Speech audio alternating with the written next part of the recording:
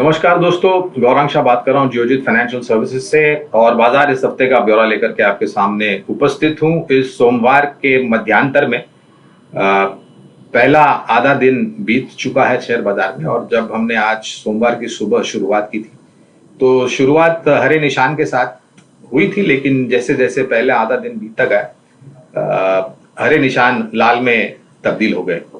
आपको कुछ स्तर बता देता हूं। सेंसेक्स के 100 पॉइंट की गिरावट के साथ सेंसेक्स कामकाज कर रहा है फिलहाल, जब आज सोमवार की दोपहर में आपसे बात कर रहा हूं। 60,160 का स्तर है सेंसेक्स का। निफ्टी 50 पॉइंट की गिरावट के साथ कामकाज कर रहा है। 17,900 का स्तर है निफ्टी का। बैंक निफ्टी 100 पॉइंट की गिरावट के साथ 42,270 का स्तर है बैंक निफ्टी का। रुपया डॉलर के भी स्तर आपको बता देते हैं। रुपया डॉलर के सामने कामकाज कर रहा है करीबन 81.37 रुपीज टू अ डॉलर।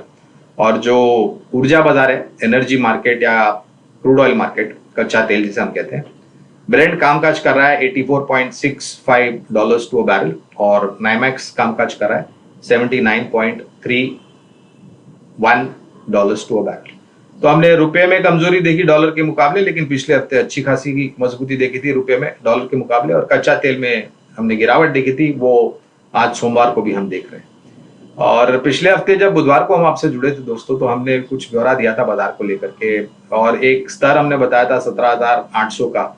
और वो स्तर क्यों महत्वपूर्ण है, और हमने देखा कि पिछले हफ्ते शुक्रवार को हमने वो स्तर तोड़ दिए थे दिन के दौरान में, लेकिन जब बाजार बंद हुआ तो उस स्तर को तोड़ने के बाद अच्छी रिकवरी हमने देखी बाजार में, और ऊपर की तरफ जाकर के बंद देखे।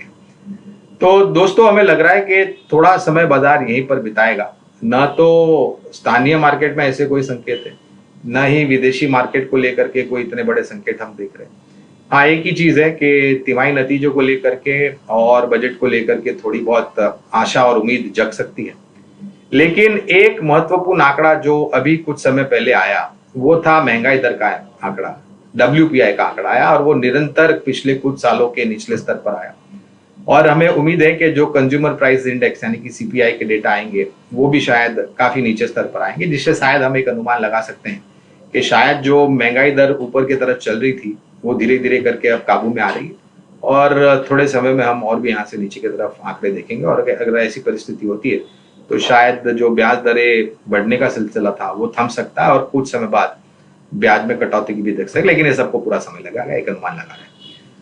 तिमाही नतीजों को लेकर के एक अच्छी बात ये देखिए कि जो IT क्षेत्र के नतीजे आए, वहां पर थोड़ा बहुत सुधार देखा है, और उसके कारण जो गिरावट हम IT क्षेत्र का जो योगदान निफ्टी या सेंसेक्स पर है उस पर भारी पड़ रहा था, वो धीरे धीरे वो भारीपन जो है वो हल्का हो रहा है। दूसरी तरफ हमने देखे HDFC बैंक के नतीजे, जो कि बहुत ही शानदार आए, उम्मीद से बेहतर आए, और आकलन ये लगा रहा है कि वित्तीय क्षेत्र और NBFC शायद यहाँ से और बेहतर करेगा। ऑटो सेक्टर में भी हमने देखा दिल्ली में जो ऑटो एक्सपो हुआ है, किस तरीके से नए लॉन्चेस हुए हैं वगैरह वगैरह। ऑटो सेक्टर में एक नई जान देखी जा सकती है आने वाले समय में, जिस तरीके से नए लॉन्चेस आने वाले समय में होंगे।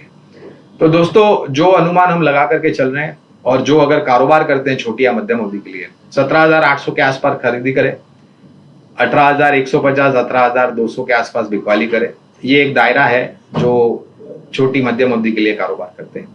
अगर आप निवेशक हैं तो मेरे ख्याल से जो भी नीचे के स्तर हम देखते हैं वो काफी बेहतर स्तर है निवेश करने के लिए। और जिस तरीके से नतीजे आ रहे हैं, एक आकलन और उम्मीद लगा करके चलते हैं कि बाकी अन्य क्षेत्र के जो नतीजे होंगे, कंपनियों के नतीजे होंगे, वो भी निराश नहीं करेंगे, और कुछ सकारात्मक परिस्थिति में वो नतीजे आ सकते हैं। तो ये सब चीज ध्यान में रखते हुए हमें लग रहा है कि आने वाले समय में आप अगर गिरते हुए बाजार में निवेश करते हैं और एक अच्छा सा पोर्टफोलियो खड़ा करते हैं, तो ये आपको लंबी अवधि में अच्छा खासा मुनाफा कमा के दे सकता है, बशर्ते कि आप अनुशासन के साथ निवेश करें और पूरी ताकत लगा करके एक साथ न करें। हर बार दोस्तों हम लंबी अवधि के लिए बुनियादी दर के आधार पर विकल्प देते हैं, तो आज दो विकल्प चुने। एक है ऑटो एंसिलरी क्षेत्र से जुड़ा हुआ स्टॉक उनो मिंडा। ये कंपनी कमूमन सभी प्रकार के वाहनों को पुर्जे उपलब्ध कराती, और जिस तरीके से सरकार ने निरंतर वाहन की सुरक्षा को लेकर के नियमों में बदलाव किया है, और आने वाले समय में इस साल अक्टूबर में आप देखेंगे 6 एयरबैग वाले पैसेंजर व्हीकल्स आने लगेंगे, तो काफी योगदान ये कंपनी देती है 2 व्हीलर्स 4 व्हीलर्स वगैरह वगैरह में। तो ये एक कंपनी है। और दूसरी कंपनी एक डाइवर्सिफाइड कंपनी भी कह सकते हैं आप, और स्पेशलिटी एग्रोकेमिकल्स कंपनी भी कह सकती हैं, इसका नाम है SRF। और जिस तरीके से चाइना +1, यूरोप +1, भारत में स्थापित जो स्पेशलिटी एग्रोकेमिकल्स कंपनियां हैं, उनको एक बहुत बड़ा लाभ मिल सकता है आने वाले समय में। जिस प्रकार से वो कामकाज स्थानीय मार्केट में तो करती हैं, लेकिन विदेशों में भी मेरे ख्याल से इनको बहुत बड़ा मौका मिल सकता है। तो ये दो विकल्प है दोस्तों, ध्यान रखें, ये दोनों बुनियादी तर्क के आधार पर विकल्प है, इसलिए लंबे समय की सीमा आपको चाहिए अगर आप इन सब कंपनियों में स्टॉक्स में निवेश करते हैं। तो ये दो स्टॉक्स है दोस्तों।